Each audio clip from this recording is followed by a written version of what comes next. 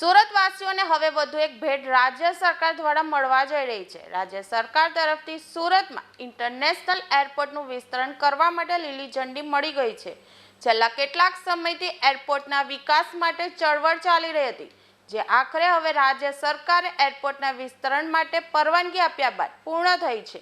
ઉલ્લેખનીય છે, એરપોર્ટના વિસ્તરણ માટે ખાનગી જમીનોનું સંપાદન કરવા માટે પણ રાજ્ય સરકારે પરવાનગી આપી દીધી છે। એરપોર્ટ નજીક મગદલાના 20 સર્વે નંબરની 806.43 ચોરસ મીટર ખાનગી જમીનનું સંપાદન કરવામાં આવશે અને સરકાર વર્ષે 2013ના સંપાદન નિયમ મુજબ માલિકોને વળતર પણ ચૂકવશે।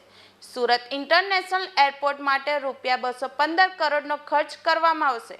મગદલાની જમીન મળ્યા બાદ airport authority of India Surat airport પર કેચ 1 એપ્રોચ લાઇટ સિસ્ટમ લગાવશે, જેના કારણે ધોધમાર વરસાદ, ઘાટ ધુમ્મસમાં ઓછી વિઝિબિલિટીમાં પણ પાયલટ ફ્લાઇટને સરળતાથી ટેક ઓફ અને લેન્ડ કરાવી શકશે।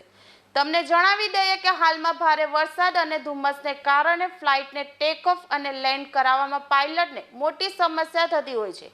તેને ધ્યાનમાં રાખીને કેચ 1 એપ્રોચ લાઇટ સિસ્ટમ લગાવાશે।